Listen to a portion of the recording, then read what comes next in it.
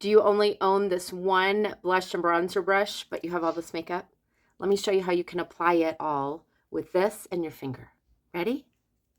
We're going to start with our main foundation color, and we're going to use the small side of the brush. We're going to tap our main foundation color all over. Need a couple of little taps, and then kind of get it pretty much everywhere. I don't worry about under my eyes too much. I don't even worry about where I'm going to put my contour too much, but you can just tap this all over. I like to use a stippling motion, maybe a little bit of a swirl or a downward stroke, but I'm not lifting the brush off of my face very much because I don't want to pull my skin, and especially if you have mature skin, because it's not quite as tight and we don't want to cause extra wrinkles. If it's not perfect, don't worry. And if you want more coverage in certain areas, we can do that later too. Okay, the next thing we're going to do, we're going to take our finger. I like to use my ring finger, and we're going to use our lighter, brighter foundation color, and we're going to put that on the inner corners of our eyes, the outer corners of our eyes, and optionally, if you want to put a little bit down the center of your nose, and even a little bit right here on either side of your nose. That'll add a little bit of extra fullness right there. If you have a little shadowed area like right here that you want to look like things are coming forward, that's a good place to put it. Another nice place to put this light color, this is going to actually help tie in if your neck is lighter than your face. That's a pretty common thing. I'm just going to wipe my finger off on this paper towel, and I'm going to go into my contour. Now you'll notice your contour is a stiffer consistency. You might have to break the seal. This is plenty for probably most of my face. I'm going to kind of go around my hairline, and then I like to make sure that I get a little extra dot here because I don't want a white spot there. Now I'm going to find where my cheekbone dips in. It's probably where I put that white line. And just above that, I'm just going to draw a tiny little line. I don't want this to come in any further than the corner of my eye. I'm going to leave it right there. If you notice, I have a natural shadow right here. A lot of us do. So I don't like to add extra contour there because I don't want to emphasize that shadow. It will end up just kind of looking dirty. Now you can take your finger, and even with what's left on there, you can rub your two fingers together and you can lay them on top of your nose, touching really, real close, and you're just going to pull straight down. Now that's going to contour your nose pretty easily.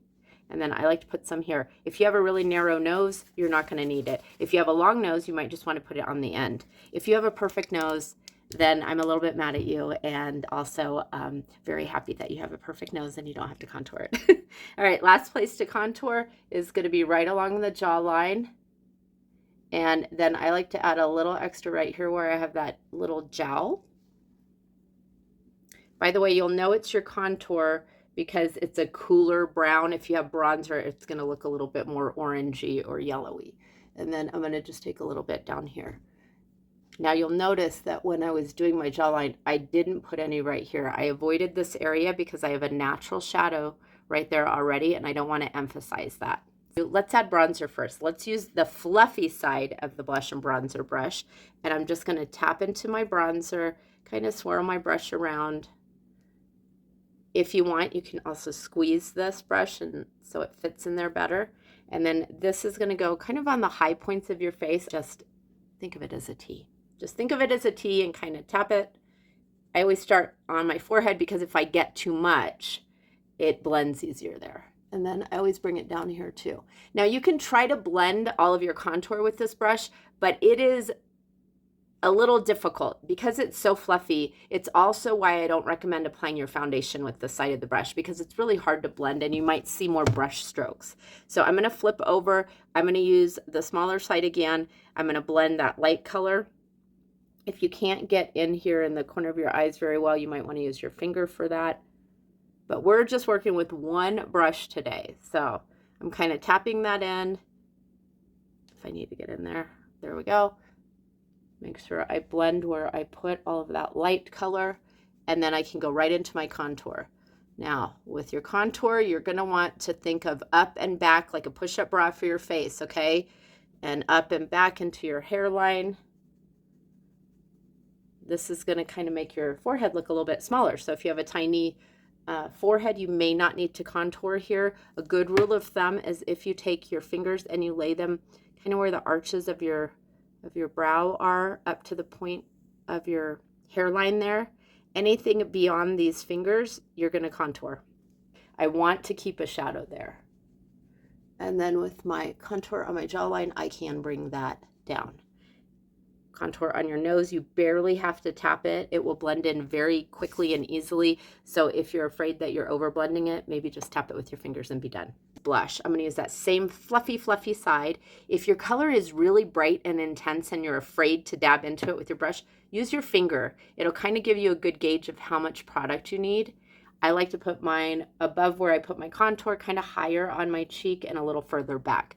Now you can go in and you can blend with this fluffy brush, or you can use the smaller side if you want to too.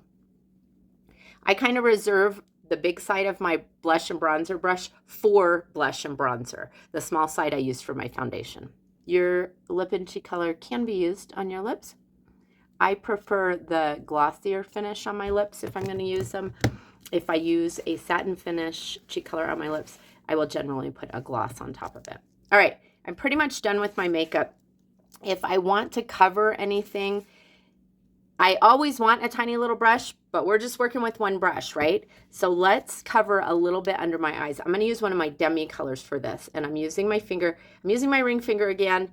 If you have nails, this is going to be difficult, but I am just going to tap this super light right where I'm the darkest under my eye. And I notice that if I tilt my head down and kind of look up a little bit, I can create that shadow there even more, so I know exactly where I want to put that and nowhere else. So I'm not loading it everywhere. And this isn't a super light color. In fact, look at how light my brightening color was. This is darker.